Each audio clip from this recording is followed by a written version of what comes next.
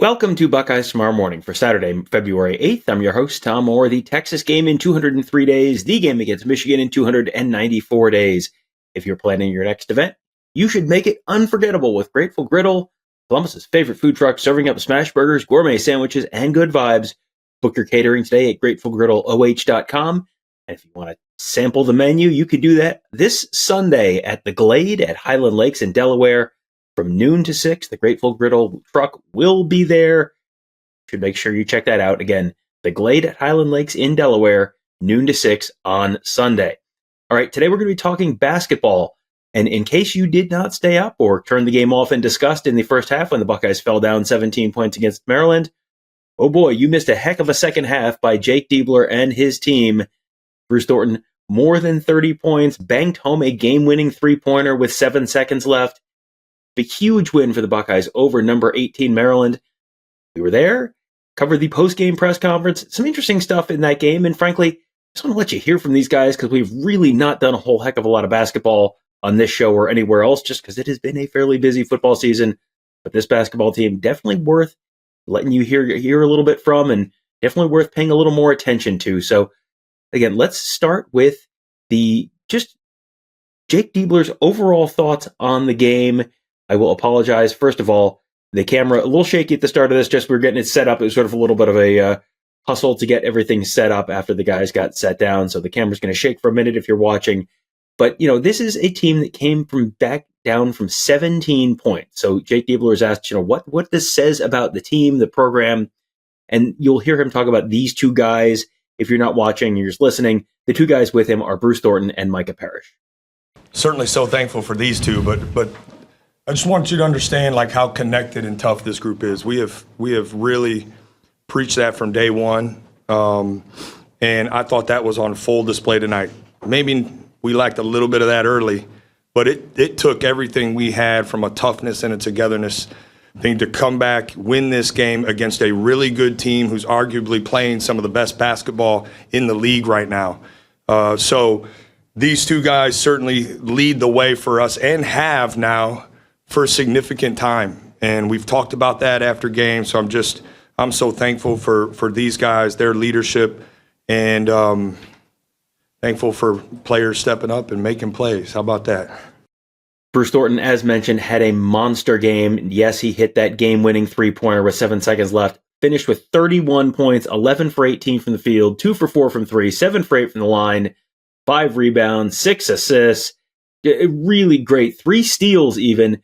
Great overall performance from Bruce Thornton. He played every minute of the game, a full 40 minutes.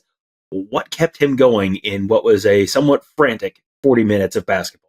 We just needed this win. We got a ranked opponent in our house, and we came short a couple times. And I just told our guys just to keep shooting the wide open shots, just keep making plays. And we got a lot of gamers on our team, so they made big time plays over and over again. Even though we had mistakes, they just moved on to the next play and showed up as a win. We can give them the day off for those 40 minutes if we need to tomorrow. Buckeyes had to overcome a lot to pick up that win on Thursday night. Not only were they coming back from that 17-point deficit in the first half, they also had to overcome honestly, a terrible performance the first time they played Maryland this season. So when, did that take that toughness that Jake Diebler has been talking about? Is that part of how they did that? I think yes. I think absolutely. Our toughness, and this group is connected. And I don't mean for that to sound cliche, and it may be hard to see something tangible like that at times, but that it really is about our toughness and how connected we are.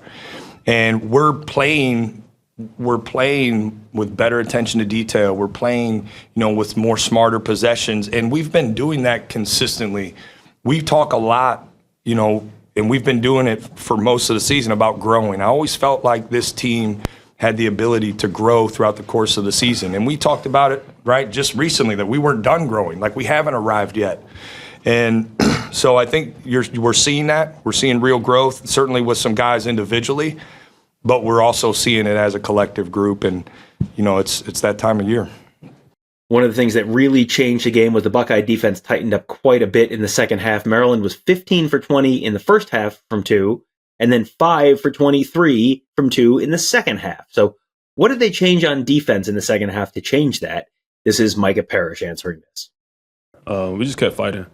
In the first half, they was making some tough shots, but we also didn't make it tougher for them. So the second half, the guards fought through the screens, the bigs, did their job, and that cost them miss some shots. At halftime, coach was telling us we just got to play harder, play with more heart. So I feel like the group of guys that we have, we responded to that, and we went out there to play harder.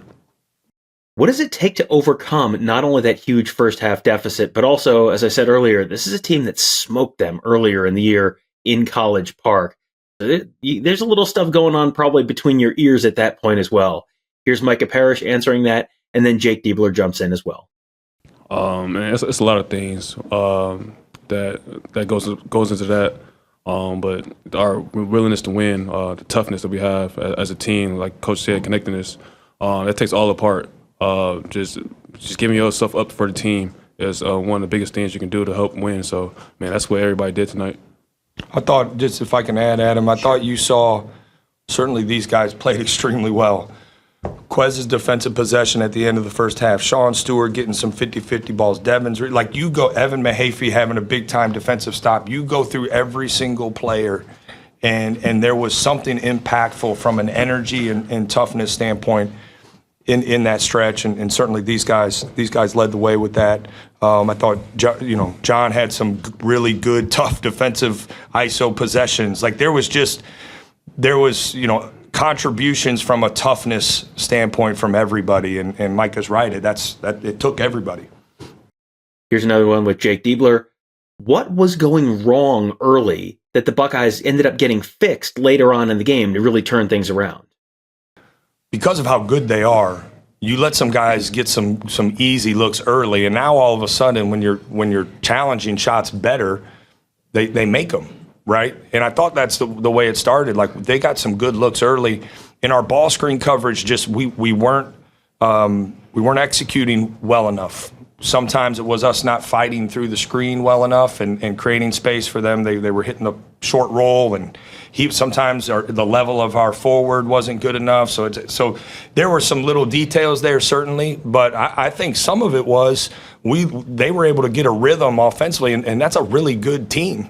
And when you get a rhythm like that, there were some tough shots that we challenged that they made in the first half, but we made them do that right consistently for the rest of the game, and ultimately, it was enough to now force them. And we talked about at halftime, like we have to force them to miss. We can't hope they miss. We got to force them to miss.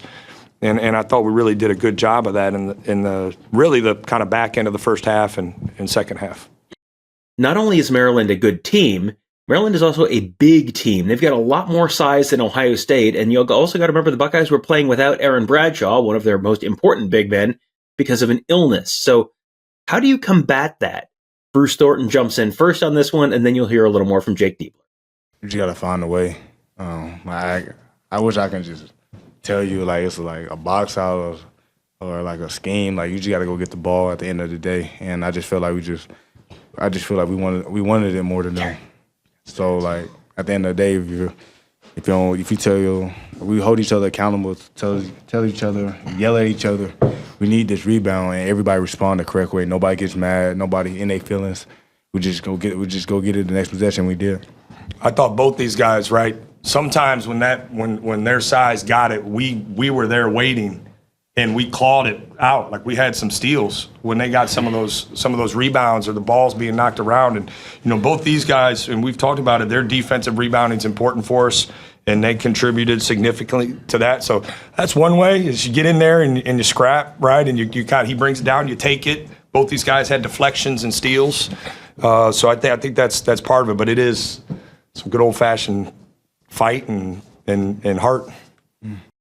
And finally, the coming back from 17 points, that's not something you can do all in one shot. It's sort of a little bit of it at a time and then all at once at the end. So that comeback really started right before halftime. The Buckeyes were down 15 right before the half and just put together this quick little 6-0 mini run to cut it to 9 before halftime. How big was that in the big picture? Well, I think it kind of validated what we talked about. We said, like, hey, let's get this thing to single digits, and we're not going to make up this whole deficit at once.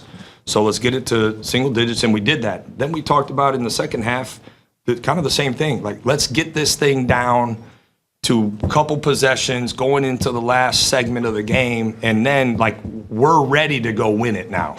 Like, maybe we didn't do that earlier in the season. We're ready to go win it now. And so I think that was a big part of it. But I felt like the momentum shifted at the end of the first half. And again, it was some of those plays we talked about that really just some, like, tough individual plays. Hope you guys enjoyed that. This has certainly been an interesting basketball team. They've had some really, really big wins. They've got a really impressive resume in some ways. They've also found a way to lose 4 really, really close one-possession games that would make where their record would look a lot different if those games had swung a different way. They've had some blowout losses. It has been kind of an inconsistent year, but it has been a really interesting team to follow. You should probably be following that with us there at BuckeyeHuddle.com. If you are interested in where they stack up right now in bracketology, it's still a little early, but yes, I did look this up.